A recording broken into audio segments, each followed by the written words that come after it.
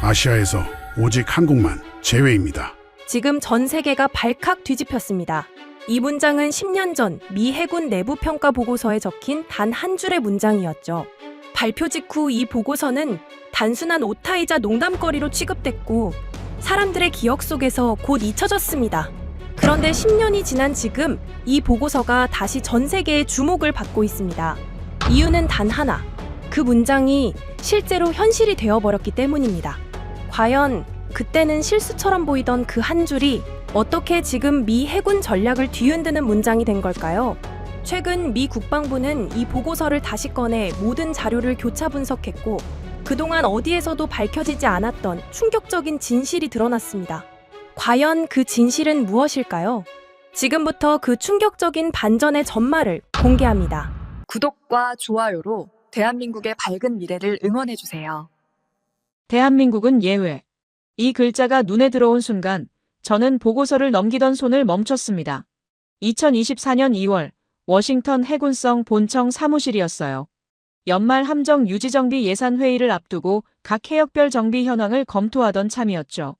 저는 리처드 헤인스, 미 해군성 함정 유지정비 예산국장입니다. 해군에서 20년 넘게 예산과 조달을 담당해왔어요. 숫자를 읽고 표를 만들고 보고서에 서명하는 일이 제 업무의 전부라고 해도 과언이 아닙니다. 그날도 마찬가지였습니다. 책상 위에는 두꺼운 보고서 뭉치가 쌓여 있었고 저는 형광펜을 손에 쥔 채 페이지를 넘기고 있었어요. 태평양과 인도양 일대 함정들의 현황이 숫자로 빼곡히 채워져 있더군요. 붉은색으로 표시된 부분이 유난히 많았습니다. 작전 공백을 뜻하는 경고였죠. 평균 정비기간 180일 이상. 이 숫자가 반복해서 눈에 밟혔어요. 함정 한 척이 도크에 들어가면 반년을 넘겨야 다시 바다로 나올 수 있다는 뜻이었습니다. 그 사이 작전 일정은 밀리고 다른 함정들이 과부하를 떠안아야 했죠. 해군 전체가 정비라는 병목 앞에서 숨을 헐떡이고 있었던 겁니다.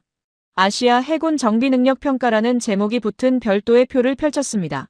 일본, 싱가포르, 필리핀, 태국. 익숙한 이름들이 줄지어 나열되어 있더군요.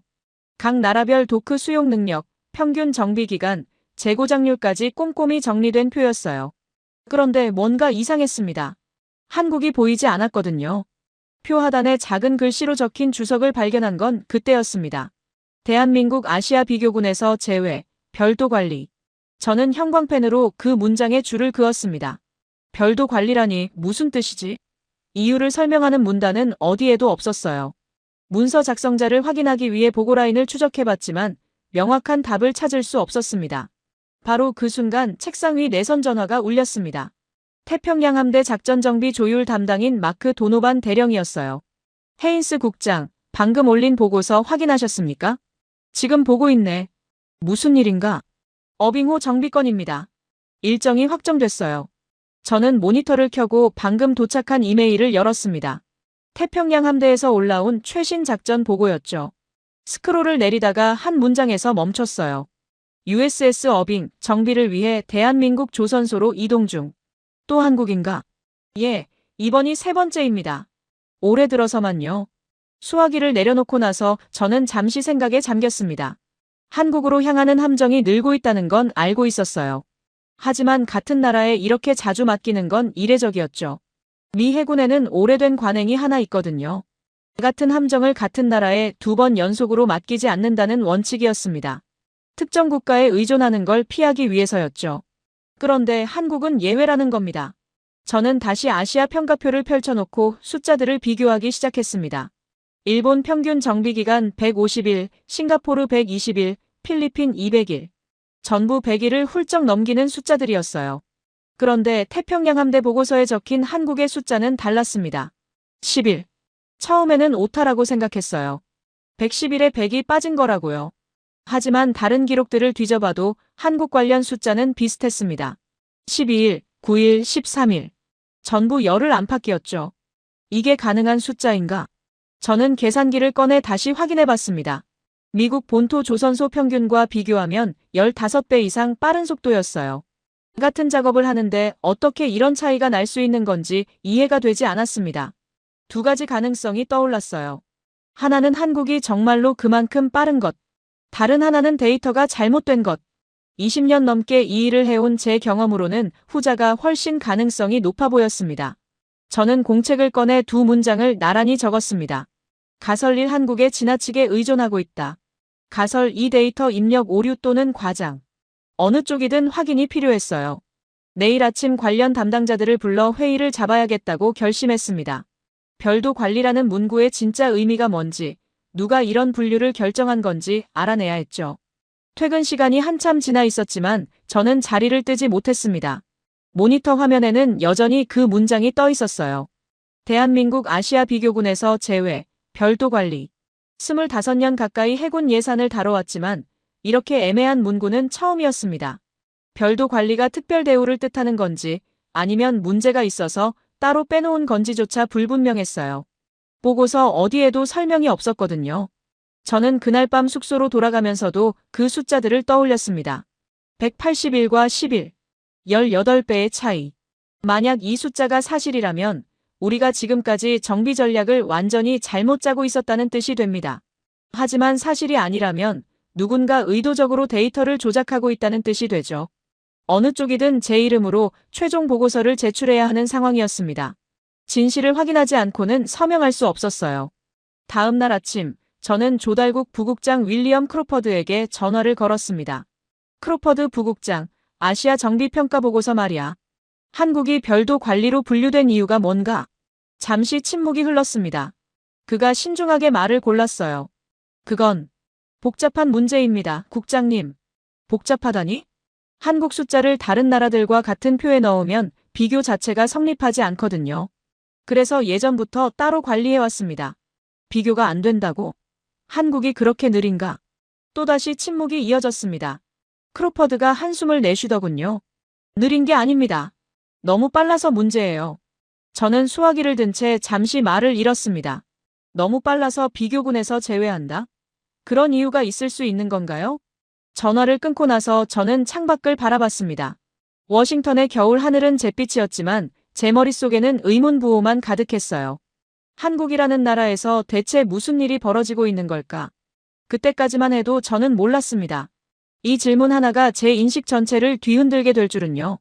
3주 후, 저는 상원군사위원회 청문회장에 앉아 있었습니다. 증언석 앞에는 두꺼운 예산 자료가 쌓여 있었고 의원들의 시선이 제 얼굴에 꽂혀 있었어요. 준비한 답변 메모를 다시 한번 훑어봤지만 손끝이 미세하게 떨리는 걸 느꼈습니다. 헤인스 국장. 조너선 샌더스 상원의원이 마이크를 당기며 입을 열었습니다. 버지니아주 출신으로 대형 조선소가 몰려있는 지역구를 대표하는 인물이었죠. 그의 목소리에는 처음부터 날이 서 있었어요. 최근 3년간 해외 정비에 쓰인 해군 예산이 전체의 40%를 넘는다고 하던데 사실입니까? 예, 의원님. 대략 그 수준입니다. 그중 한국에 배정된 비율이 얼마나 됩니까? 저는 자료를 뒤적였습니다. 알고 있는 숫자였지만 공식 석상에서 말하기가 망설여지더군요. 아시아 전체 해외 정비 예산의 약 30%입니다. 청문회장이 술렁거렸습니다. 샌더스 의원이 안경을 고쳤으며 몸을 앞으로 숙였어요. 30%라. 한 나라에 그 정도를 몰아주면서 우리 버지니아 조선소 노동자들은 일감이 없어서 집에 가고 있습니다. 이게 정상적인 상황입니까? 의원님, 정비 배분은 성능과 일정을 기준으로. 성능이요? 그가 제 말을 잘랐습니다. 손에 들린 서류 뭉치를 흔들며 목소리를 높이더군요. 여기 제가 입수한 자료에 따르면 지난 5년간 버지니아주 조선소의 해군 정비 물량이 40%나 줄었습니다. 같은 기간 한국행 물량은 2배로 늘었고요. 국장님, 이건 미국 일자리를 해외에 팔아넘기는 거 아닙니까? 저는 답변을 준비하려 했지만 다른 의원이 먼저 끼어들었습니다. 텍사스주의 마거릿 콜린스 의원이었어요. 그녀는 손에 든 종이를 높이 들어 보였습니다. 헤인스 국장, 이 문서 보셨습니까? 아시아 해군 정비 능력 평가표입니다. 예, 알고 있습니다. 그런데 이상한 점이 있더군요. 일본, 싱가포르, 필리핀, 태국은 다 있는데 한국만 빠져 있어요. 왜 그렇죠? 저는 잠시 말을 멈췄습니다. 이 질문이 나올 줄은 알았지만 명확한 답을 준비하지 못했거든요. 한국은 별도 관리 대상으로 분류되어 있습니다. 별도 관리? 그게 무슨 뜻입니까? 정비 능력이 다른 국가들과 직접 비교하기 어려운 수준이라서. 비교하기 어렵다고요? 콜린스 의원의 눈썹이 올라갔습니다. 청문회장 전체가 제 다음 말을 기다리고 있었어요. 혹시 데이터를 조작한 건 아닙니까? 한국을 특별 대우하려고 숫자를 빼놓은 거 아니에요? 그런 의도는 전혀 없었습니다. 그럼 구체적인 근거를 대세요. 왜 한국만 따로 뺐는지. 저는 입을 열었다가 다시 닫았습니다. 솔직히 저도 그 이유를 완전히 이해하지 못하고 있었거든요. 결국 궁색한 답변을 내놓을 수밖에 없었어요. 상세한 자료를 정리해서 서면으로 제출하겠습니다. 콜린스 의원이 고개를 저었습니다. 만족스럽지 않다는 표정이 역력했죠. 샌더스 의원이 다시 마이크를 잡았어요. 국장님, 한 가지만 더 묻겠습니다. 미 해군에는 같은 함정을 같은 나라에 2번 연속으로 맡기지 않는 원칙이 있다고 들었습니다. 맞습니까? 예, 그렇습니다. 특정 국가 의존을 방지하기 위한 관행이죠. 그런데 한국은 예외라면서요? 저는 순간 할 말을 잃었습니다. 그가 어디서 그 정보를 얻었는지 모르겠지만 틀린 말은 아니었거든요. 운용상 필요에 따라 예외가 적용되는 경우가 필요라. 참 편리한 단어군요. 샌더스 의원이 비웃듯 말했습니다. 청문회장 곳곳에서 웅성거리는 소리가 들렸어요. 국장님, 솔직히 말씀드리죠. 지금 의회에서는 한국 의존 문제를 심각하게 보고 있습니다. 안보 측면에서도 일자리 측면에서도요. 해군성이 명확한 해명을 내놓지 않으면 예산 심의에서 문제가 될 겁니다. 청문회가 끝났을 때 저는 땀에 젖은 셔츠를 느꼈습니다. 20년 넘게 이 일을 해왔지만 이렇게 몰아붙이는 질문 공세는 처음이었어요. 복도로 나오자 기자들이 달려들었지만 저는 아무 말 없이 차에 올랐습니다. 해군성으로 돌아오자마자 비공개 회의가 소집됐습니다. 조달국 부국장 크로퍼드가 테이블 맞은편에 앉아 있었어요. 그 옆에는 내부 감사팀 담당자 2명이 노트북을 펼쳐놓고 있더군요. 청문회 영상 봤네. 고생했어. 크로퍼드가 먼저 입을 열었습니다. 샌더스 의원이 물고 늘어지더군요. 정치적으로 민감한 시기야. 대선이 코앞인데 일자리 문제로 표를 얻으려는 거지. 그는 잠시 뜸을 들이더니 본론을 꺼냈어요. 헤인스, 한국 비중을 좀 줄여야 할 것 같아. 여러 동맹국의 정비를 분산하는 방향으로 보고서를 다시 써줄 수 있나? 하지만 성능 데이터를 보면 알아. 한국이 빠른 건 사실이야. 그런데 지금은 성능보다 정치가 문제라고. 내부 감사팀 담당자가 끼어들었습니다. 국장님, 저희도 한국 데이터를 검토해봤는데요. 솔직히 숫자가 너무 튀어요. 다른 아시아 국가들과 비교하면 10배 이상 차이가 나는 항목도 있습니다. 그래서요? 오류일 가능성을 배제할 수 없다는 겁니다. 현장에서 실제로 확인하지 않으면 이 숫자를 공식 보고서에 쓰기 어렵습니다. 저는 반박하려다 입을 다물었습니다. 그들의 말도 틀린 건 아니었거든요. 저 역시 그 숫자들을 완전히 믿지 못하고 있었으니까요. 회의가 끝나고 사무실로 돌아왔을 때 책상 위에 내부 감사팀 공식 메모가 놓여 있었습니다. 빨간 글씨로 긴급이라고 적혀 있더군요. 한국 조선소 관련 지표가 타 아시아 국가와 현저히 상이함. 데이터 오류 또는 과장 가능성 검토 필요. 예산국에서 직접 현장 검증 계획 수립 요망. 저는 그 메모를 한참 들여다봤습니다. 현장 검증이라. 직접 가서 보라는 뜻이었죠. 펜을 들어 메모 하단에 한 줄을 덧붙였어요. 승인. 현장 검증 추진. 다음 날, 저는 마크 도노반 대령에게 연락했습니다. 도노반, 한국 출장을 준비해야 할 것 같네. 직접 가시겠습니까? 내 이름으로 보고서를 제출해야 하는데 직접 보지 않고 서명할 수는 없잖아. 알겠습니다. 마침 다음 달에 어빙호 정비가 시작됩니다.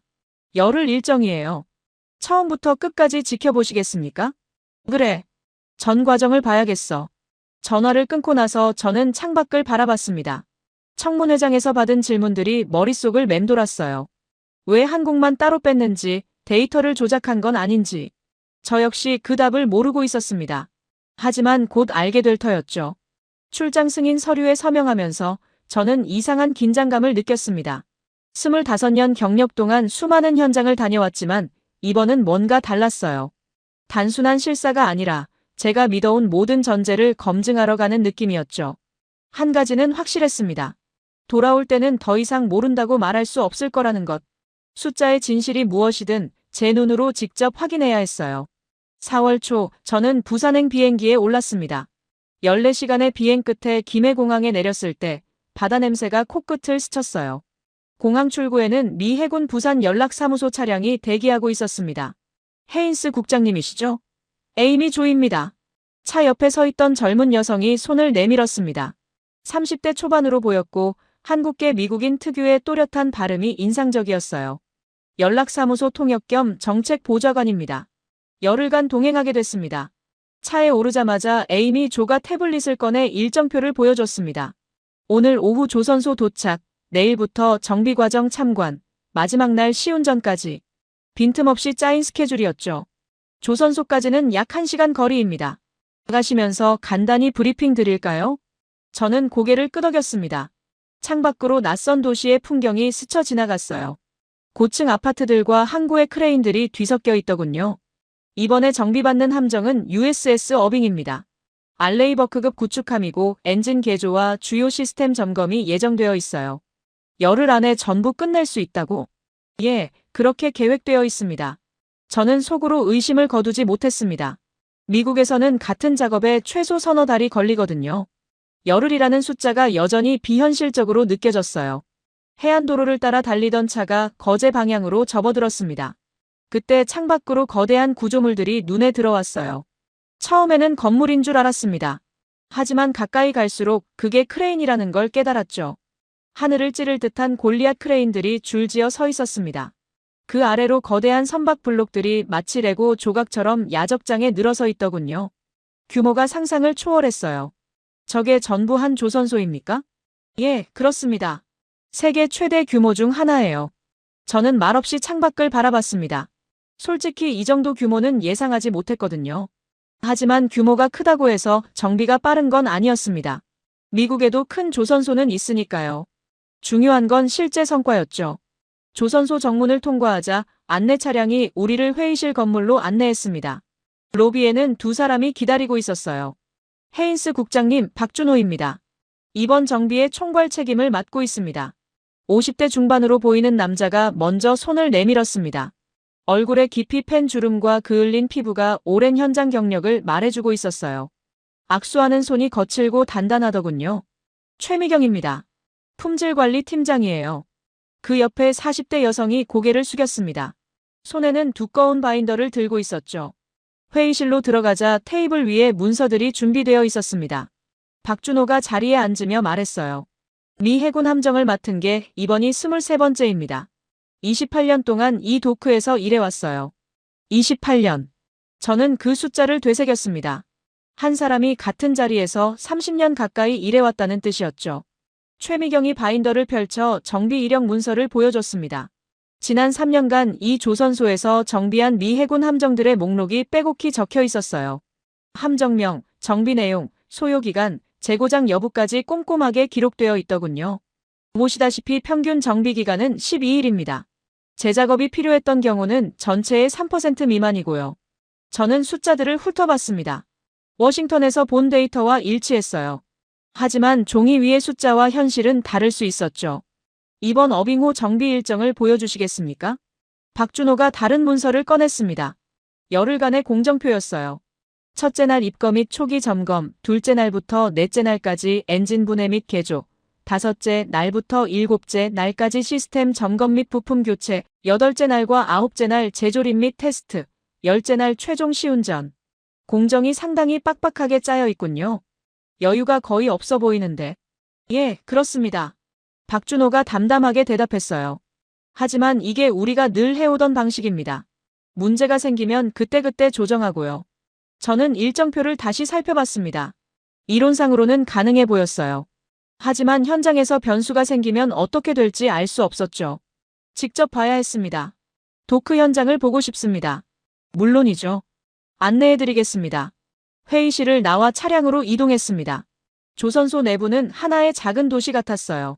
도로가 나 있고 건물들이 줄지어 있고 수백 명의 작업자들이 각자의 구역에서 움직이고 있더군요. 도크에 도착했을 때 저는 잠시 발걸음을 멈췄습니다. USS 어빙이 이미 도크 안에 들어와 있었거든요. 거대한 회색 선체가 블록 모듈 라인 사이에 자리 잡고 있었어요. 주변에는 작업팀들이 준비를 마친 상태로 대기하고 있더군요. 내일 아침부터 본격적인 작업이 시작됩니다. 박준호가 설명했습니다. 저는 도크 주변을 천천히 걸으며 현장을 살폈어요. 작업 구역마다 안전 규정이 적힌 보드가 세워져 있었고 공정별 체크리스트가 벽에 부착되어 있더군요. 형식적인 게 아니라 실제로 사용되는 것들이었어요. 펜으로 체크한 흔적이 빼곡했거든요. 에이미 조가 옆에서 조용히 말했습니다.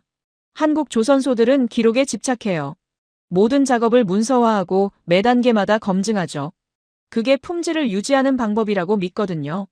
저는 고개를 끄덕였습니다. 시스템은 갖춰져 있었어요. 규모도 인상적이었고요. 하지만 아직 판단하기는 일렀습니다. 진짜 실력은 작업이 시작되고 나서야 알 수 있을 테니까요. 숙소로 돌아온 건 저녁 8시가 넘어서였습니다. 호텔방에 짐을 풀고 나서 저는 노트북을 열어 오늘 본 내용을 정리하기 시작했어요. 규모 예상 초과. 동시 작업 가능 도크 10기 이상. 인력 조직적. 명확한 역할 분담. 시스템 체크리스트 기반. 기록 중심. 첫인상 인상적이나 실제 성과는 미지수. 마지막 문장을 쓰고 나서 펜을 내려놓았습니다. 아직은 의심을 거둘 수 없었어요. 큰 조선소, 잘 짜인 계획, 자신감 넘치는 현장 책임자. 이런 건 미국에서도 봤거든요. 중요한 건 계획대로 실행되느냐였죠. 하지만 한 가지는 인정해야 했습니다. 이곳은 단순한 외주업체가 아니었어요. 미 해군 함정이 정기적으로 찾아오고 28년 경력의 엔지니어가 총괄을 맡고 모든 작업이 체계적으로 기록되는 곳. 생각했던 것보다 훨씬 조직화된 시스템이 돌아가고 있었습니다. 내일부터가 진짜 시험이었습니다. 열흘 후, 이 함정이 정말로 바다로 나갈 수 있을지. 저는 그걸 처음부터 끝까지 지켜볼 생각이었어요. 창밖으로 조선소의 불빛이 보였습니다. 밤인데도 크레인들 사이로 조명이 환하게 켜져 있더군요. 저 불빛 아래서 누군가는 지금도 일하고 있겠죠. 노트를 덮으며 생각했습니다. 과연 열흘 뒤 제가 어떤 결론을 내리게 될까? 아직은 알 수 없었어요. 정비 이틀째 아침, 저는 조선소 본관 회의실에서 하루 일정 브리핑을 받았습니다. 박준호가 벽면 스크린에 조선소 전체 배치도를 띄웠어요. 도크 10기, 블록 제작 구역 6곳, 야적장 4곳. 각 구역이 색깔별로 구분되어 있었고 오늘 투입될 인력과 장비가 숫자로 표시되어 있더군요. 오늘 어빙호에 투입되는 인원은 212명입니다. 3교대로 운영하고요. 최미경이 바인더를 펼치며 어제 작업 결과를 보고했습니다. 엔진분해 1차 공정 완료. 예정보다 2시간 앞서 있습니다. 특이사항 없고요. 저는 숫자들을 메모했습니다. 212명이 하루 3번 교대하면서 한 척의 함정을 정비한다. 미국 조선소에서는 상상하기 어려운 인력 밀도였어요. 브리핑이 끝나고 박준호가 물었습니다. 오늘은 어디를 보시겠습니까? 어빙호만 보면 전체 그림을 놓칠 것 같습니다. 다른 도크들도 둘러보고 싶어요. 좋습니다. 안내해드리죠. 차량을 타고 조선소 내부를 이동하기 시작했습니다. 첫 번째로 들른 곳은 3번 도크였어요. 거기에는 노르웨이 국적의 대형 컨테이너선이 들어와 있었습니다. 선체 길이만 300m가 넘어 보였죠. 저 배는 프로펠러 축 교체 작업 중입니다. 이틀 전에 들어왔고 내일 출거 예정이에요. 사흘 만에 프로펠러 축을 교체한다고요? 예. 부품은 미리 준비해뒀거든요. 저는 고개를 돌려 도크 반대편을 봤습니다. 대형 크레인이 새 프로펠러 축을 들어올리고 있었어요. 마치 사전에 안무를 짜놓은 것처럼 모든 동작이 맞물려 돌아가고 있더군요. 다음으로 이동한 5번 도크에는 일본 해상자위대 호위함이 있었습니다. 미 해군과 동맹국 함정이 같은 조선소에서 동시에 정비를 받고 있는 거였죠. 여기서는 군함과 상선을 구분하지 않습니까? 에이미 조가 대신 대답했습니다. 도크별로 특화된 장비가 있어요. 군함은 보안구역에서 따로 관리하지만 기본적인 정비 프로세스는 같습니다. 그게 효율을 높이는 비결이에요. 저는 발걸음을 멈추고 주변을 둘러봤습니다. 시야에 들어오는 것만 해도 5척의 선박이 동시에 작업을 받고 있었어요. 각 도크마다 크레인이 움직이고 용접 불꽃이 튀고 작업자들이 개미처럼 오가고 있더군요. 하나의 거대한 기계가 쉬지 않고 돌아가는 느낌이었습니다. 한 번에 몇 척까지 작업할 수 있습니까? 풀가동하면 15척 이상입니다. 박준호가 담담하게 대답했어요. 저는 그 숫자를 머릿속으로 되새겼습니다. 미국 최대 해군 조선소인 노퍽 조선소도 동시 작업 능력이 이 정도는 아니었거든요. 점심 후에는 블록 제작 구역을 방문했습니다. 여기서 본 광경이 저를 더욱 당혹스럽게 만들었어요. 거대한 선체 블록들이 컨베이어 시스템 위에서 이동하고 있었거든요. 마치 자동차 공장의 조립 라인 같았습니다. 저건 뭡니까? 블록 모듈 이송 시스템입니다. 각 구역에서 만든 블록을 도크로 옮기는 장비예요. 최미경이 설명했습니다. 수백 톤짜리 철제 블록이 레일 위를 미끄러지듯 이동하고 있었어요. 미국에서는 대형 크레인으로 하나씩 들어옮기는 작업을 여기서는 시스템화해 놓은 거였죠. 이런 설비는 언제 갖춘 겁니까? 20년 전쯤부터 단계적으로 투자했습니다. 처음에는 상선 건조 효율을 높이려고 시작했는데 지금은 정비에도 똑같이 적용하고 있어요. 저는 메모장을 꺼내 빠르게 적었습니다. 20년간의 투자. 그 시간이 지금의 차이를 만든 거였죠. 미국 조선소들이 예산 삭감과 정치적 논쟁에 시달리는 동안 이곳은 묵묵히 시스템을 쌓아온 겁니다. 저녁 6시가 되자 교대 시간이 다가왔습니다. 박준호가 어빙호 도크로 저를 안내했어요. 야간 교대 현장을 보여드리겠습니다. 도크에 도착하니 낮 근무조가 작업을 마무리하고 있었습니다. 공구를 정리하고 작업 일지를 기록하고 다음 조에 인수인계할 내용을 체크리스트에 적고 있더군요. 얼마 지나지 않아 야간 근무조가 도착했습니다. 그들은 인수인계 보드 앞에 모여 오늘 진행 상황을 확인한 뒤 곧바로 각자의 위치로 흩어졌어요. 공백이 없었습니다. 낮 근무조가 빠지는 순간 야간 근무조가 채워 넣었어요.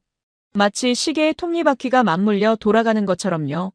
공정이 끊기지 않는군요. 예, 그게 핵심입니다. 박준호가 고개를 끄덕였습니다. 작업을 멈추면 다시 시작할 때 워밍업 시간이 필요해요. 장비도 식고 사람도 리듬을 잃죠. 그래서 우리는 끊지 않습니다. 24시간 돌아가요. 저는 야간 근무조가 작업을 시작하는 모습을 지켜봤습니다. 용접 불꽃이 어둠 속에서 푸른 빛을 내뿜고 크레인이 부품을 들어올리고 무전기에서 지시사항이 오가고 있었어요. 낮과 다를 바가 없었습니다. 숙소로 돌아오는 차 안에서 에이미 조가 말했습니다. 한국 사람들은 빨리빨리 문화로 유명하잖아요. 그런데 여기서 보면 그게 단순히 서두르는 게 아니에요. 시스템을 만들어서 빠르게 가는 거예요. 저는 창밖을 바라보며 생각에 잠겼습니다. 그녀의 말이 맞았어요. 이건 단순한 야근이나 강행군이 아니었습니다. 20년에 걸쳐 설계된 구조였죠. 호텔방에 돌아와서 저는 오늘 수집한 자료들을 펼쳐놓았습니다. 조선소 배치도, 인력 운용표, 장비 목록, 공정 진행률 보고서. 이것들을 미국 조선소의 데이터와 나란히 놓고 비교해봤어요. 숫자의 차이가 너무 컸습니다. 동시 작업 가능 척수, 인력 밀도, 교대 주기, 장비 가동률. 모든 지표에서 한국이 앞서 있었어요. 몇 퍼센트 차이가 아니라 몇 배 차이였죠. 처음에는 데이터 오류를 의심했습니다. 하지만 오늘 직접 눈으로 본 것들이 숫자와 일치했어요. 도크 10기가 동시에 돌아가고 200명이 넘는 인원이 한 척에 투입되고 24시간 교대 시스템이 작동하고 있었습니다. 숫자는 거짓말을 하지 않았어요. 노트를 펼쳐 오늘의 결론을 적었습니다. 규모와 구조만으로 이미 다른 세계. 한국을 일본, 싱가포르와 같은 표에 넣는 것은 부적절. 비교 기준 자체가 성립하지 않음. 펜을 내려놓고 천장을 올려다봤습니다. 25년간 해군 예산을 다뤄오면서 저는 숫자로 세상을 이해한다고 믿어왔어요. 하지만 이곳에서 보낸 이틀이 그 믿음을 흔들어 놓았습니다. 같은 숫자라도 맥락이 다르면 의미가 완전히 달라지더군요. 미국 조선소의 180일과 한국 조선소의 열흘.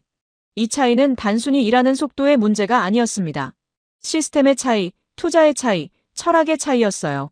그걸 인정하는 게 쉽지 않았지만 눈앞의 현실을 부정할 수는 없었습니다. 아직 정비가 끝나려면 8해가 남았습니다. 하지만 저는 이미 하나의 결론에 가까워지고 있었어요. 한국을 다른 아시아 국가들과 같은 기준으로 평가하는 건 무리라는 것. 별도 관리라는 문구가 왜 붙었는지 이제야 조금씩 이해가 되기 시작했습니다. 창밖으로 다시 조선소의 불빛이 보였습니다. 밤 10시가 넘었는데도 크레인들은 여전히 움직이고 있었어요. 저 불빛 아래서 수백 명의 사람들이 지금 이 순간에도 일하고 있겠죠. 그들이 누군지 왜 이렇게까지 하는지는 아직 몰랐습니다. 하지만 곧 알게 될 것 같았어요. 이 조선소의 진짜 비밀은 시스템이 아니라 사람들에게 있을지도 모른다는 생각이 들었거든요. 제시도 정비 넷째 날, 저는 어빙호 엔진룸으로 내려갔습니다. 미 해군 구축함의 심장부였죠. 좁은 통로를 따라 들어가자 거대한 가스터빈 엔진이 모습을 드러냈어요. 그런데 엔진이 있어야 할 자리에는 빈 공간만 남아 있었습니다. 엔진은 어디 있습니까? 저기요. 박준호가 손가락으로 가리킨 곳은 도크 바닥이었습니다. 분해된 엔진 부품들이 번호가 적힌 태그와 함께 정렬되어 있었어요. 터빈 블레이드, 연소실, 축 베어링. 수백 개의 부품이 마치 해부된 시체처럼 가지런히 놓여 있더군요. 이미 분해를 끝낸 겁니까? 어제까지만 해도 엔진이 제자리에 있었는데. 야간조가 작업했습니다. 12시간 걸렸어요. 저는 할 말을 잃었습니다. 미국 조선소에서는 같은 작업에 일주일이 걸리거든요. 분해만 일주일이에요. 그런데 여기서는 하룻밤 사이에 끝났습니다. 최미경이 태블릿을 들고 다가왔어요. 분해 과정 검사 결과입니다. 터빈 블레이드 3개에서 미세 균열이 발견됐어요. 교체 예정이고 부품은 이미 준비되어 있습니다. 그렇게 빨리 부품을 구할 수 있습니까? 미 해군 함정용 주요 부품은 상시 재고로 갖춰놓고 있어요. 미리 예측하고 준비하는 거죠. 저는 태블릿 화면을 들여다봤습니다. 각 부품별 상태, 마모도, 교체 필요 여부가 색깔로 구분되어 있었어요. 녹색이 정상, 노란색이 주의, 빨간색이 교체. 대부분이 녹색이었고 빨간색은 3개뿐이었습니다. 재작업이 필요한 부분은 없습니까? 지금까지는 없습니다. 있으면 바로 처리하고요. 5째 날부터 본격적인 정비가 시작됐습니다. 저는 매일 아침 브리핑에 참석하고 오전에는 엔진룸을, 오후에는 다른 구역을 돌아다녔어요. 레이더 시스템 점검, 무장체계 테스트, 선체 도장 작업. 각 구역에서 수십 명의 작업자들이 동시에 움직이고 있었습니다. 6째 날 밤 예상치 못한 문제가 발생했습니다. 제가 숙소에서 자료를 정리하고 있을 때 에이미 조에게서 전화가 왔어요. 국장님, 도크에서 연락이 왔는데요. 직접 오시겠습니까? 무슨 일입니까? 엔진 재조립 중에 누유가 발견됐다고 합니다. 저는 즉시 차를 불러 도크로 향했습니다. 야간임에도 현장은 환하게 불이 켜져 있었어요. 엔진 룸 입구에 박준호가 서 있었습니다. 그의 작업복에는 기름 얼룩이 묻어 있더군요. 상황이 어떻습니까? 연료 라인 연결부에서 미세 누유가 있었습니다. 이미 처리했어요. 이미요? 예. 게스킷 교체하고 다시 밀봉했습니다. 30분 전에 끝났어요. 저는 시계를 봤습니다. 제가 전화를 받은 게 40분 전이었어요. 그 사이에 문제를 발견하고 원인을 파악하고 부품을 교체하고 재밀봉까지 끝낸 겁니다. 보고서에는 뭐라고 적습니까? 누유 발견 및 조치 완료. 일정 지연 없음. 박준호가 담담하게 대답했습니다. 마치 별일 아니라는 듯이요. 하지만 저는 알고 있었어요. 미국 조선소였다면 이 정도 문제에도 이틀은 지연됐을 겁니다. 보고서 작성하고 승인받고 부품 주문하고 검사하고 절차가 그렇게 되어 있거든요. 7째 날과 8째 날은 재조립과 테스트에 집중됐습니다. 분해했던 엔진 부품들이 하나씩 제자리로 돌아갔어요. 저는 그 과정을 옆에서 지켜봤습니다. 각 부품이 정확한 토크로 조여지고 연결부가 검사되고 작동 테스트가 이루어지는 모든 단계가 기록되고 있었죠. 9째 날 저녁 최미경이 최종 점검 보고서를 가져왔습니다. 엔진 개조 완료. 전체 시스템 테스트 통과. 결함 항목 0. 저는 보고서를 찬찬히 읽어봤습니다. 3일 만에 엔진 개조를 끝낸 거였어요. 분해, 점검, 부품 교체, 재조립, 테스트까지 전부요. 미국에서는 같은 작업에 30일 이상이 걸립니다. 10배의 차이였죠. 이게 정상입니까? 매번 이렇게 빠릅니까? 최미경이 고개를 끄덕였습니다. 평균적으로 그렇습니다. 물론 상태가 나쁜 함정은 더 걸리기도 해요. 하지만 어빙호는 상태가 좋은 편이었어요. 10째 날 아침, 저는 도크에 나가 출항 준비 현장을 지켜봤습니다. 어빙호는 이미 도크를 빠져나갈 준비를 마친 상태였어요.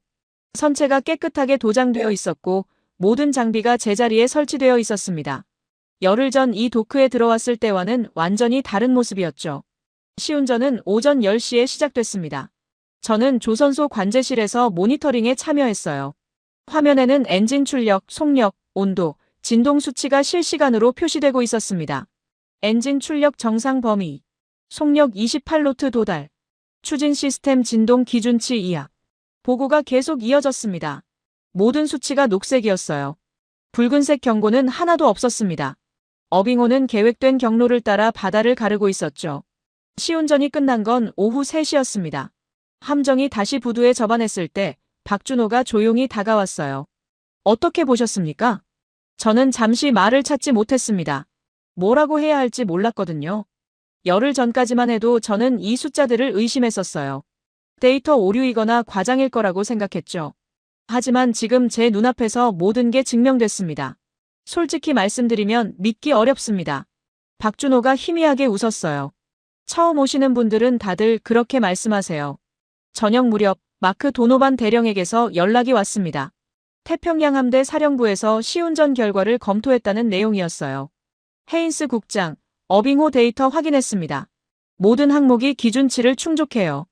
예정대로 다음 주 작전에 투입합니다. 문제 없다는 겁니까? 예. 완벽합니다. 전화를 끊고 나서 저는 도크난간으로 걸어갔습니다. 어빙호가 부두에 정박해 있었어요. 석양빛을 받아 선체가 붉게 물들어 있더군요. 열흘 전 이 도크에 들어왔을 때만 해도 엔진에 문제가 있었고 시스템 점검이 필요했고 수십 가지 작업이 쌓여 있었습니다. 지금은 전부 끝났어요. 그때 도크 반대편에서 누군가 걸어오는 게 보였습니다. 박준호였어요. 그는 난간에 기대서서 함정을 바라보고 있더군요. 작업복 차림 그대로였습니다. 기름 얼룩이 묻은 그 옷을 열흘 내내 입고 있었죠. 저는 그의 뒷모습을 한참 바라봤습니다. 28년. 그가 이 도크에서 보낸 시간이었어요. 그 시간 동안 그는 몇 척의 배를 고쳤을까요? 몇 번의 밤을 새웠을까요? 숫자로는 알 수 없는 것들이 저 사람 안에 쌓여 있을 거라는 생각이 들었습니다. 숙소로 돌아와서 저는 노트를 펼쳤습니다. 오늘의 기록을 남겨야 했어요. 정비기간 10일, 계획 10일, 지연 0일, 엔진 개조 3일 완료, 미국 평균 30일 이상, 재고장률 최근 3년 기준 5% 미만. 펜을 멈추고 생각했습니다. 이 숫자들이 의미하는 게 뭘까요? 단순히 한국이 빠르다는 게 아니었어요. 구조가 다르다는 거였습니다. 시스템이 다르고 사람이 다르고 철학이 다른 거죠. 노트 마지막에 한 줄을 더 적었습니다. 더 이상 예외적 사례라는 변명은 통하지 않는다. 이것은 구조적 성능 차이다. 창밖으로 어빙호의 불빛이 보였습니다. 내일이면 저 함정은 바다로 나갈 거예요. 열흘 전에는 수리가 필요한 고장난 배였지만 지금은 작전 투입이 가능한 전투함입니다. 그 변화를 만든 건 이 조선소와 이곳 사람들이었죠. 저는 처음으로 인정해야 했습니다. 한국은 다른 아시아 국가들과 비교할 수준이 아니었어요. 비교군 자체가 잘못된 거였죠. 별도 관리라는 문구가 왜 붙었는지 이제는 완전히 이해했습니다. 워싱턴으로 돌아온 건 4월 중순이었습니다. 14시간의 비행 동안 저는 거의 잠을 자지 못했어요. 머릿속이 한국에서 본 장면들로 가득 차 있었거든요. 새벽녘 돌리스 공항에 내렸을 때 몸은 지쳐 있었지만 정신은 오히려 또렷했습니다. 다음 날 아침 저는 사무실 책상 위에 한국에서 가져온 자료들을 펼쳐놓았습니다. 조선소 배치도, 공정사진, 체크리스트 복사본, 일일 진행 보고서, 열흘간의 기록이 서류 더미로 쌓여 있었어요. 여기에 제가 직접 작성한 현장 노트까지 합치면 상당한 분량이었죠. 보고서 초안을 쓰기 시작한 건 그날 오후였습니다. 제목은 간단했어요. 대한민국 해군 정비 능력 현장 검증 결과 보고서. 하지만 내용은 간단하지 않았습니다. 제가 본 것들을 어떻게 표현해야 할지, 어디까지 써야 할지 계속 고민이 됐거든요. 첫 번째 섹션은 규모에 관한 것이었습니다. 동시 작업 가능 도크수, 연간 처리 물량, 인력 운용 체계. 숫자들을 나열하면서 저는 다시 한번 그 격차를 실감했어요. 미국 최대 해군 조선소와 비교해도 한국이 앞서 있는 항목이 대부분이었거든요. 두 번째 섹션은 성능이었습니다. 정비기간, 재고장률, 품질 검사 통과율. 여기서 차이는 더 극명했어요. 특히 정비기간은 비교 자체가 무의미할 정도였죠. 최근 5년간 한국 조선소 평균 정비기간 12일. 같은 기간 기타 아시아 국가 평균 150일 이상. 미국 본토 평균 180일 이상. 이 숫자들을 타이핑하면서 저는 잠시 손을 멈췄습니다. 10배가 넘는 차이였어요. 같은 표에 넣으면 그래프가 제대로 그려지지 않을 정도의 격차였죠. 마크 도노반 대령이 추가 자료를 보내왔습니다. 태평양 함대에서 집계한 최근 5년간의 정비 실적이었어요. 한국 조선소의 정비를 맡긴 미 해군 함정이 총 23척. 그중 평균 지연 일수는 0.8일. 사실상 지연이 없었다는 뜻이었습니다. 비교를 위해 다른 지역 데이터도 확인했어요. 일본은 평균 지연 12일, 싱가포르는 18일, 미국 본토는 22일. 한국만 유독 숫자가 달랐습니다. 마치 다른 세계에서 온 데이터 같았어요. 보고서 초안을 완성한 건 사흘 후였습니다. 저는 그걸 들고 조달국 부국장 크로퍼드를 찾아갔어요. 그의 사무실에서 우리는 마주 앉았습니다. 한국 다녀왔다며. 어땠나? 직접 보니까 이해가 됐습니다. 왜 별도 관리인지. 크로퍼드가 보고서를 받아들고 천천히 넘겼습니다. 중간중간 멈추며 숫자들을 확인하더군요. 표정이 점점 굳어지는 게 보였어요. 이 숫자들이 다 맞나? 제가 직접 확인한 겁니다. 열흘 만에 구축함 엔진 개조를 끝냈다고. 예. 처음부터 끝까지 지켜봤습니다. 크로퍼드가 한숨을 내쉬었습니다. 보고서를 책상에 내려놓고 저를 바라봤어요. 헤인스, 이 보고서대로라면 우리가 한국에 더 많이 의존해야 한다는 결론이 나와. 의회에서 뭐라고 하겠나? 사실을 쓴 겁니다. 사실이 문제가 아니야. 정치가 문제라고. 그는 자리에서 일어나 창가로 걸어갔습니다. 잠시 침묵이 흘렀어요. 샌더스 의원이 다음 달 청문회에서 또 이 문제를 들고 나올 거야. 한국 비중을 줄이라고 압박할 거고. 그런데 내가 이런 보고서를 내면 어떻게 되겠어? 그래도 거짓을 쓸 수는 없습니다. 거짓을 쓰라는 게 아니야. 표현을 좀 완화하라는 거지. 크로퍼드가 돌아서서 저를 똑바로 쳐다봤습니다. 한국이 빠르다는 건 인정해. 하지만 굳이 다른 나라들과 비교해서 망신을 줄 필요가 있나? 일본도 우리 동맹이고 싱가포르도 우리 동맹이야. 외교적으로 민감하다고. 저는 잠시 생각했습니다. 그의 말도 일리가 있었어요. 보고서 하나가 동맹 관계에 영향을 줄 수도 있으니까요. 하지만 제가 한국에서 본 것들을 생각하면 표현을 완화한다는 게 어떤 의미인지 알 수 없었습니다. 어디까지 완화하라는 겁니까? 비교표를 빼. 그리고 한국이라는 단어가 너무 많이 나와. 좀 줄여. 그러면 보고서의 핵심이 사라집니다. 핵심은 남기되 톤을 낮추라는 거야. 회의는 결론 없이 끝났습니다. 저는 사무실로 돌아와서 보고서를 다시 펼쳤어요. 크로퍼드의 요구대로 수정하면 어떻게 될까 생각해봤습니다. 비교표를 빼고 숫자를 줄이고 표현을 완화하면 남는 건 뭘까요? 아무 의미 없는 문서가 되겠죠. 그날 밤 저는 집에서 오래 고민했습니다. 한국 도크에서 본 장면들이 자꾸 떠올랐어요. 야간에도 꺼지지 않던 조명, 28년째 같은 자리를 지키던 박준호, 30분 만에 누유 문제를 해결하던 작업팀. 그 사람들이 만들어낸 결과를 보고서에서 지워버린다면 그건 배신 아닐까요? 다음 날 아침 저는 결심을 굳히고 다시 보고서 수정에 들어갔습니다. 크로퍼드의 요구를 일부 수용했어요. 비교표의 톤을 낮추고 직접적인 비판 문구는 삭제했습니다. 하지만 핵심 문장은 남겼어요. 대한민국은 아시아 해군 정비 능력 평가에서 비교군 밖에 위치하며 별도 관리해야 할 전략 자산으로 분류함. 이 한 줄이었습니다. 이 문장을 지우느냐 남기느냐가 모든 걸 결정했죠. 저는 남기기로 했어요. 며칠 후 수정본을 들고 다시 크로퍼드를 찾아갔습니다. 그가 보고서를 읽는 동안 저는 조용히 기다렸어요. 결론 부분에 이르자 그의 눈썹이 올라갔습니다. 이 문장은 안 뺐네. 이건 빼면 안 됩니다. 왜? 이게 사실이니까요. 한국을 일본이나 싱가포르와 같은 기준으로 평가하는 건 잘못입니다. 비교 자체가 성립하지 않아요. 크로퍼드가 한참 저를 바라봤습니다. 그리고 천천히 고개를 끄덕였어요. 알았어. 내 이름으로 내는 거니까 내가 책임져. 감사합니다. 보고서에 최종 서명을 한 건 그날 오후였습니다. 전자 서명을 입력하기 전에 저는 잠시 키보드 위에서 손을 멈췄어요. 이 문서가 시스템에 올라가면 돌이킬 수 없었습니다. 의회에서 문제 삼을 수도 있고 동맹국들이 불쾌해할 수도 있고 제 경력에 흠이 될 수도 있었죠. 하지만 저는 서명했습니다. 한국 도크에서 본 것들을 생각하면 다른 선택지는 없었어요. 그날 저녁 퇴근 후 집으로 가는 길에 저는 차를 세우고 잠시 생각에 잠겼습니다. 이상한 기분이었어요. 25년 경력 동안 수많은 보고서에 서명해왔지만 이렇게 무게감을 느낀 건 처음이었거든요. 제가 한 일이 뭘까요? 한 나라를 표에서 분리한 거였습니다. 다른 나라들과 같은 기준으로 비교하지 말라고 공식 문서에 적은 거였죠. 그게 그 나라에 대한 인정인지 아니면 다른 나라들에 대한 모욕인지 저도 잘 모르겠었어요. 하지만 한 가지는 확실했습니다. 이 결정은 단순히 숫자의 문제가 아니었어요.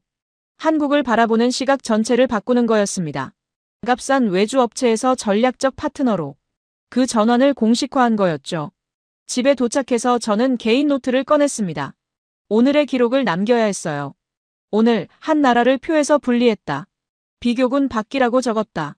그 이유를 나는 안다. 열흘간 그곳에서 봤으니까. 펜을 내려놓고 창밖을 바라봤습니다. 워싱턴의 밤하늘은 어두웠지만 제 마음은 이상하게 가벼웠어요. 옳은 일을 했다는 확신 같은 게 있었거든요. 물론 이게 끝이 아니었습니다. 보고서가 공개되면 논란이 있을 거였어요. 샌더스 의원이 들고 일어날 테고 언론이 떠들 테고 누군가는 제 판단을 의심할 거였죠. 하지만 저는 준비가 되어 있었습니다. 제가 본 걸 설명할 수 있으니까요. 열흘간의 경험이 제게 남긴 건 숫자만이 아니었습니다. 확신이었어요. 한국은 다르다는 확신. 그리고 그 차이를 인정해야 한다는 확신. 그걸 보고서 한 줄에 담은 거였죠. 다음 날 아침, 보고서는 해군성 내부 시스템에 등록됐습니다. 이제 공은 넘어간 거였어요. 어떤 반응이 돌아올지는 두고 볼 일이었습니다. 보고서가 시스템에 등록된 지 석 달이 지났습니다. 그 사이 별다른 일은 없었어요. 예상했던 것보다 조용했죠. 샌더스 의원도 잠잠했고 언론도 특별히 관심을 보이지 않았습니다. 저는 그게 오히려 불안했어요. 폭풍 전의 고요 같았거든요. 7월 중순, 제 사무실로 한 통의 이메일이 도착했습니다. 발신자는 데이비드 로웰. 워싱턴에 있는 해군안보 연구 싱크탱크의 선임 연구원이었어요. 제목은 간단했습니다. 아시아 해군 정비 능력 보고서 관련 협의 요청. 저는 즉시 답장을 보냈고 다음 날 그의 사무실에서 만났습니다. 로웰은 50대 초반의 학자풍 남자였어요. 안경 너머로 날카로운 눈빛이 인상적이었죠. 헤인스 국장님, 해군성에서 작성하신 한국 관련 보고서를 봤습니다. 어떻게 입수하셨습니까? 공식 채널을 통해서요. 저희 연구소에서 아시아 해군 협력에 관한 보고서를 준비 중인데 참고 자료로 요청했습니다. 로웰이 책상 위에 두꺼운 문서 뭉치를 올려놓았습니다. 그의 연구소에서 작성 중인 초안이었어요. 솔직히 말씀드리면 국장님 보고서를 보고 놀랐습니다. 한국을 비교군 밖으로 분류하셨더군요. 상당히 과감한 표현이에요. 사실을 적은 겁니다. 알고 있습니다. 저희도 데이터를 검토해봤어요. 로웰이 자신의 초안에서 한 페이지를 펼쳐 보여줬습니다. 그래프와 표가 빼곡히 채워져 있었어요. 제가 작성한 보고서의 숫자들과 거의 일치했습니다. 최근 5년간 한국 조선소의 평균 정비 기간이 10일에서 12일 사이입니다. 같은 기간 기타 아시아 국가들은 150일에서 200일. 15배 차이예요. 예, 제가 확인한 것과 같습니다. 재고장률도 마찬가지입니다. 한국은 4%대, 다른 지역은 9에서 10%대, 절반 이하예요. 로웰이 안경을 벗고 저를 바라봤습니다. 국장님, 저희 보고서에 한국 관련 내용을 포함시키려고 합니다. 국장님이 직접 현장을 다녀오셨으니 인터뷰를 요청드려도 될까요? 저는 잠시 생각했습니다. 싱크탱크 보고서에 제 이름이 인용되면 주목을 받게 될 거였어요. 의회에서도 언론에서도. 하지만 거절할 이유는 없었습니다. 제가 쓴 건 사실이었으니까요. 좋습니다. 협조하겠습니다. 그로부터 2주 후 로웰의 싱크탱크에서 공식 보고서가 발표됐습니다. 제목은 아시아 태평양 해군 정비 역량 평가 전략적 함의와 정책 권고. 20페이지짜리 문서였는데 그중 5페이지가 한국에 할애되어 있었어요. 보고서 발표 세미나가 열린 건 7월 마지막 주였습니다. 워싱턴 시내의 한 호텔 컨퍼런스룸이었어요. 청중석에는 국방부 관계자, 의회 보좌관, 언론인, 학자들이 앉아 있었습니다. 저도 뒷줄에 자리를 잡았죠. 로웰이 단상에 올라 슬라이드를 띄웠습니다. 첫 화면에는 아시아 지도와 함께 각 나라의 정비 역량을 나타내는 그래프가 표시되어 있었어요. 오늘 발표의 핵심 결론부터 말씀드리겠습니다. 그가 리모컨을 누르자 화면이 바뀌었습니다. 한국이 빨간색으로 강조되어 있었어요. 한국 조선소는 미 해군의 아시아 정비 파트너 중 유일하게 별도 평가가 필요한 수준의 성능을 보여주고 있습니다. 정비 기간과 재고장률 측면에서 한국은 사실상 비교군 밖에 위치합니다. 청중석이 술렁거렸습니다. 몇몇 사람들이 고개를 돌려 서로를 바라봤어요. 로웰이 계속했습니다. 구체적인 수치를 보시겠습니다.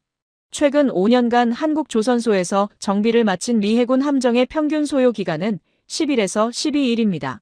같은 기간 일본은 140일, 싱가포르는 160일, 미국 본토는 180일 이상입니다. 슬라이드에 막대 그래프가 나타났습니다. 한국의 막대만 유난히 짧았어요. 다른 나라들과 같은 축에 넣으니 거의 보이지 않을 정도였죠. 청중석 여기저기서 탄성이 터져나왔습니다. 재고장률도 마찬가지입니다. 한국은 4%대로 기타 아시아 평균 9에서 10%의 절반 수준입니다. 정비 후 다시 고장이 나는 비율이 현저히 낮다는 뜻이죠. 발표가 끝나고 질의응답 시간이 됐습니다. 첫 번째로 손을 든 건 워싱턴 포스트 기자였어요. 로웰 박사님, 한국이 이렇게 빠른 이유가 뭡니까?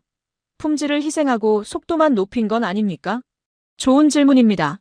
저희도 그 가능성을 검토했습니다. 하지만 재고장률 데이터가 그 의혹을 반박합니다. 빠르면서도 품질이 높아요. 이건 단순히 열심히 일해서 되는 게 아닙니다. 시스템의 차이입니다.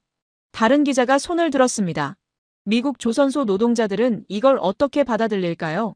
일자리를 빼앗긴다는 반발이 있을 텐데요. 그건 정책 기반자들이 고민할 문제입니다. 저희 역할은 사실을 제시하는 거예요. 사실은 한국이 압도적으로 빠르고 정확하다는 겁니다. 그걸 어떻게 활용할지는 정치의 영역이죠. 세미나가 끝난 후 여러 언론사에서 기사를 쏟아냈습니다. 미 해군, 한국 조선소의 사실상 정비 허브 구축, 한국 정비 능력, 동맹국 중 압도적 1위, 워싱턴 싱크탱크, 한국을 비교 불가로 평가. 제목들이 자극적이었어요. 하지만 내용은 대부분 정확했습니다. 8월 초 상원군사위원회에서 다시 청문회가 열렸습니다. 싱크탱크 보고서에 대한 후속 논의였죠. 저는 증인으로 출석하지 않았지만 방청석에서 지켜봤습니다. 샌더스 의원이 먼저 발언권을 잡았어요. 예상대로 날카로웠습니다. 이 보고서를 보면 한국이 마치 무적의 조선소인 것처럼 묘사되어 있습니다. 하지만 우리 미국 조선소들도 충분한 투자와 지원을 받으면 경쟁할 수 있어요. 문제는 정부가 해외에만 돈을 쏟아붓고 있다는 겁니다. 그의 주장은 여전했습니다. 하지만 톤이 달라져 있었어요. 예전처럼 한국 데이터 자체를 부정하지는 않더군요. 다른 의원이 질문했습니다. 샌더스 의원님, 그러면 한국의 성능 자체는 인정하시는 겁니까? 샌더스가 잠시 뜸을 들였습니다. 숫자는 숫자입니다. 한국이 빠른 건 사실이에요. 그걸 부정하는 게 아닙니다. 제가 말하고 싶은 건 우리도 투자하면 따라갈 수 있다는 겁니다. 저는 그 말을 들으며 묘한 감정을 느꼈습니다. 3개월 전만 해도 그는 한국 데이터를 조작 의혹으로 몰아붙였어요. 지금은 실력을 인정하면서 경쟁을 말하고 있었죠. 작은 변화였지만 의미 있는 변화였습니다. 청문회가 끝난 후 저는 결심을 굳혔습니다. 다시 한국에 가야겠다고요. 보고서가 어떤 결과를 낳았는지 그곳 사람들에게 직접 전하고 싶었거든요. 9월 초 저는 다시 부산행 비행기에 올랐습니다. 이번에는 공식 출장이 아니었어요. 개인 휴가를 냈습니다. 에이미 조에게 미리 연락해서 박준호, 최미경, 김성우와의 만남을 주선해달라고 부탁했죠. 조선소 근처 식당에서 그들을 만난 건 도착 다음 날 점심이었습니다. 4달 만에 재회였어요. 박준호는 여전히 그을린 얼굴에 거친 손을 하고 있었고 최미경은 언제나처럼 바인더를 들고 있었습니다. 김성우는 처음 만나는 인물이었어요. 노조위원장이라고 에이미 조가 소개해줬습니다. 멀리서 오셨는데 이런 데서 뵙게 되어 죄송합니다. 박준호가 먼저 말했어요. 식당은 조선소 노동자들이 자주 오는 평범한 곳이었습니다. 아닙니다. 이런 곳이 좋아요. 저는 가방에서 서류 뭉치를 꺼냈습니다. 싱크탱크 보고서 요약본, 청문회 속기록, 주요 언론 기사 스크랩. 한국어로 번역된 것들이었어요. 에이미 조에게 미리 부탁해서 준비했죠. 이게 뭡니까? 최미경이 물었습니다. 미국에서 나온 보고서들입니다. 한국 조선소에 대한 평가예요. 그들이 서류를 돌려가며 읽었습니다. 박준호는 천천히, 최미경은 빠르게, 김성우는 중간쯤 속도로. 얼마 후 박준호가 고개를 들었어요. 비교군 받기라고 적혀 있네요. 예. 다른 나라들과 같은 기준으로 비교할 수 없다는 뜻입니다. 좋은 의미입니까? 물론이죠. 너무 뛰어나서 비교가 안 된다는 겁니다. 잠시 침묵이 흘렀습니다. 그들이 서로 눈빛을 교환하는 게 보였어요. 김성우가 먼저 입을 열었습니다. 솔직히 실감이 안 납니다. 우리는 그냥 매일 하던 일을 했을 뿐인데 그 매일이 쌓여서 이런 결과가 된 겁니다. 최미경이 기사 스크랩을 내려놓으며 말했어요. 작업자들한테 보여줘도 될까요? 물론이죠. 그러라고 가져온 겁니다. 점심을 마친 후 김성우가 저를 도크 쪽으로 안내했습니다. 작업자들이 교대 시간을 맞아 휴게실에 모여 있었어요. 김성우가 기사 스크랩 몇 장을 복사해서 돌렸습니다. 미국에서 온 손님이 가져온 거야. 우리 조선소 얘기래. 작업자들이 기사를 돌려가며 읽었습니다.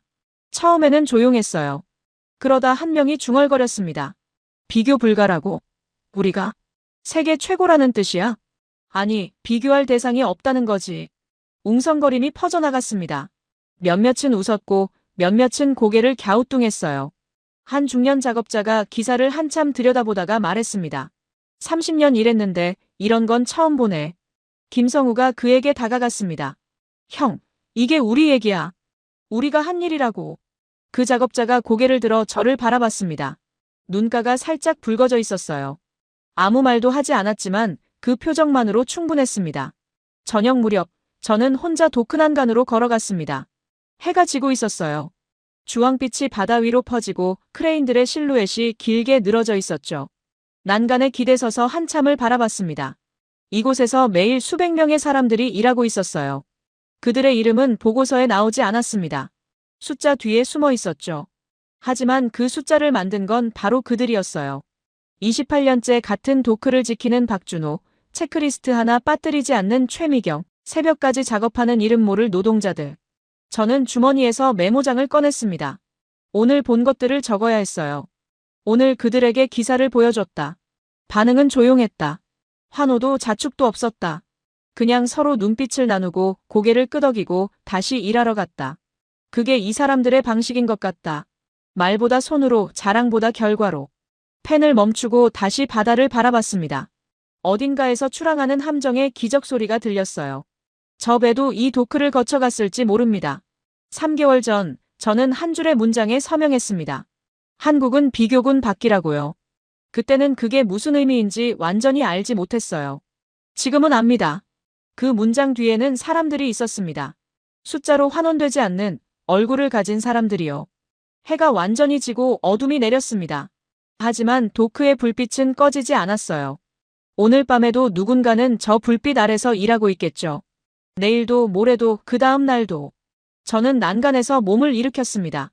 내일 아침 비행기로 워싱턴에 돌아가야 했어요. 하지만 이 장면은 오래 기억에 남을 것 같았습니다. 숫자와 사람이 하나로 만나는 순간. 그걸 목격한 건 행운이었어요. 1년이 지났습니다. 저는 다시 워싱턴 해군성 사무실 책상 앞에 앉아 있었어요. 모니터에는 새해 함정 정비 예산안이 떠 있었습니다.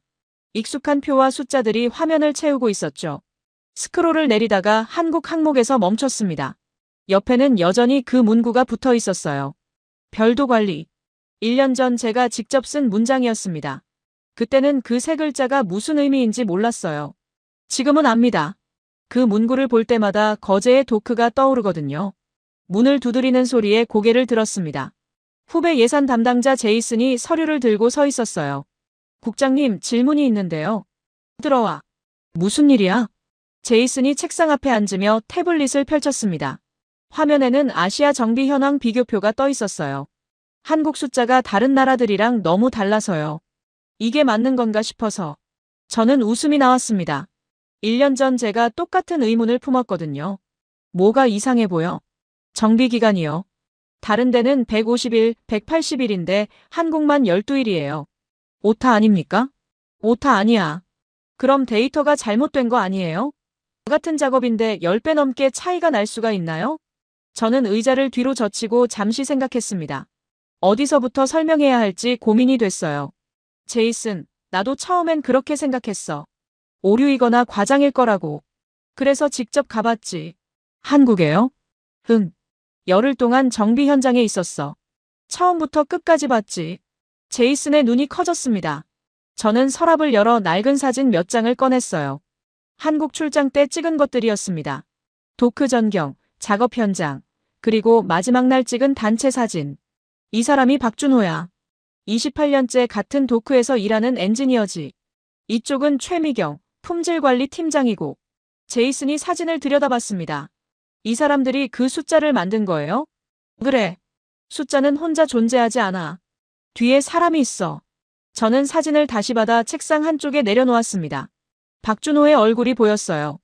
거칠고 그을린 얼굴. 그 얼굴 뒤에 30년 가까운 시간이 있었죠. 국장님, 그런데 왜 한국만 이렇게 빠른 거예요? 시스템이 달라. 투자가 달라. 그리고 사람들이 달라. 사람들이요? 저는 잠시 말을 멈췄습니다. 어떻게 설명해야 할까요? 야간에도 꺼지지 않던 도크의 불빛, 30분 만에 누유를 잡아내던 작업팀, 환호 없이 서로 눈빛만 나누던 노동자들. 그걸 말로 전하기가 쉽지 않았어요. 제이슨, 숫자만 보면 이해가 안 돼.